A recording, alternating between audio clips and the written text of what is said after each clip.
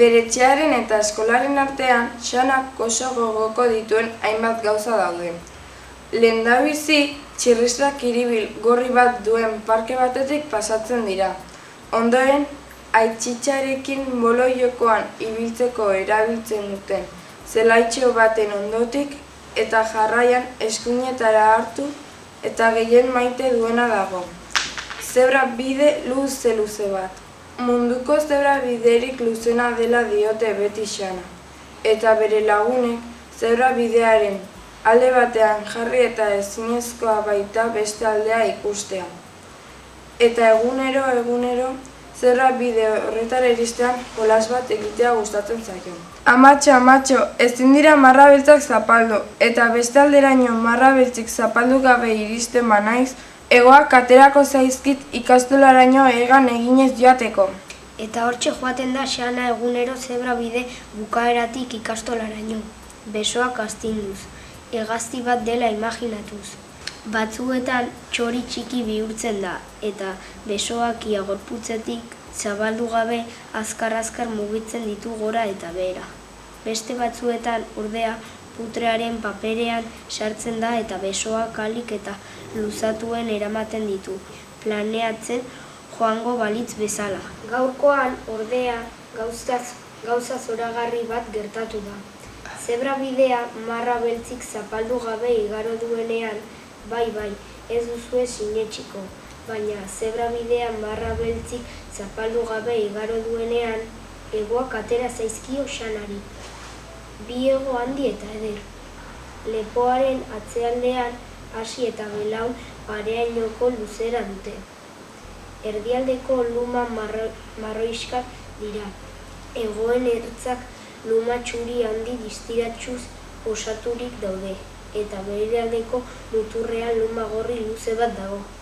Xanak harrituta begiratu dio eskuinaldeko hegoari, eta liluratuta ezkerraldekoari, eta orduan bere aurpegia irribarre bihurtu da. Eta arrano handi bat bailitzan hegoak astindu eta egan joango da ikastolaraino. Egia ote? Ikastola ondoko parkean lurreratu denean, Xanak hankak dardarka ditu eta bihotza lehertu beharrean. Alde batetik zirrara bizian dago egin berri duen hegaldiarengatik. Inoiz amestu zezakeena, baina ederragoa izan da egan egitea. Beste alde batetik triste jarri da, lurreratu bezain laster hegoak desagertu zaizkiolako. Eta azkenik guztiz harrituta dago, gertatu dena zoragarria izan den arren ez dakielako nola demontre gertatu den. Harria atera du orduan poltsikotik, eta begira gelditu zaio. Gauza bat bururatu zaio, baina egia ote da? Posible alda harri horrek esandako hitzak egia bihurtzea? Alegia, Xanak benetan nahi duen zerbait esan eta hitz horiek egia bihurtuko alditu harriak?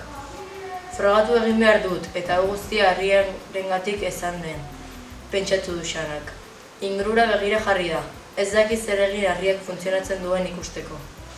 Lehendabizi, parkeko txirristraren gaineko egurretik salto egitea bururatu zaio, baina aukera hau ez zaio guzti segurua iruditu.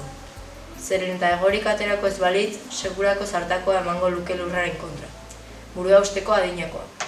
Ondoren, aparkatuta dagoen auto bat lekuz aldatzea pentsatu du harriak emango dion indarra erabiliz.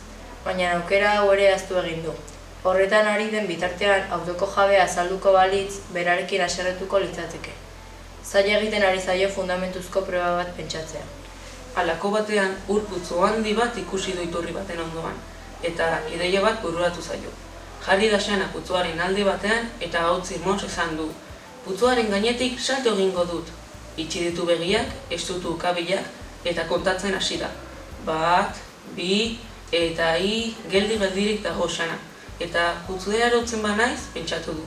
Ezinez guztita joan gelara, ezinezkoa da horrelako salto handirik egitea. Xanak ez daki saiatu edo ez. Nahi du, baina berri hori baldar sentitzen da, eta ez duela lortuko uste du. Hori pentsatzen ari dela, kilimatxo batzuk igarri ditu bizkarraldean, eta zebra bidean gertatutakoaz gogoratu da. Bai horixe, lortuko dut, putzuaren gainetik salto egingo dut, oiokatu du eztarriko zainak lehertu beharrean. Begiak itxi ditu, ukabia estutu, eta 1, 2, eta 3! Daukar indar guztia erabiliz egin du salto Xanak. Hankak berriro ere lurrean somatu dituenean, begiak ireki gabe, eskuekin bere gorputza ekoitu du.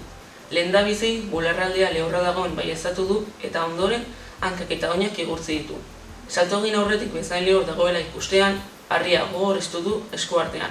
Juhu! Oiukatu du pozik saltokari den bitartean. Harria erabiliz edo zer gauza egin dezake.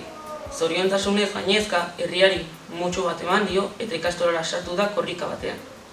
Burua. Goizero herria poltsikoan daramanetik beste mea dirudi Xanak. Ausartzen ez zuen gauza asko egiten hasi da berriro, eta izugarri ari da gozatzen egoera berri honetan.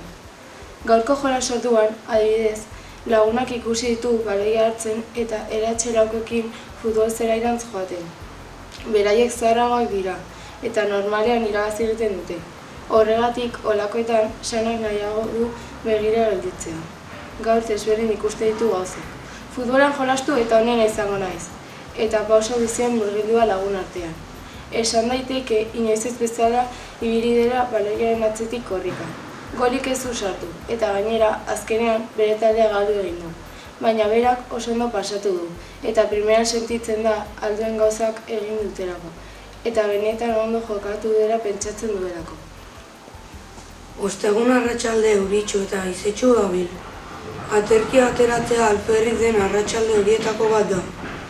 Eginalak eginda ere blai bukatzen duzulako. Horrelakoetan, ikastolatik atera eta etxera joaten da Xana. Batzuetan, lagunen batekin eta bakarrik beste batzuetan. Bakarrik dago gaurkoan eta pixka bat aspertuta. Platano bat jaten bukatzen ari dela, ideia bat bururatu eta esan dio amari. Kriston marrazki polita margotuko dut gaur, amatxo. Eta hortxe jarri da buru belarri bere marrazkia egiten. Badaki harritxoari esker marrazki eder bat aterako zaiola.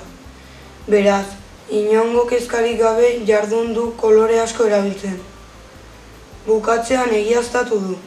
Itsasoa argitsua atera zaiola. Arraintxoek ez dutela saltxitxa itxurarik eta. Lehen aldiz, itsasontzi pirata beldurgarri bat atera zaiola. Bandera beltz eta guzti.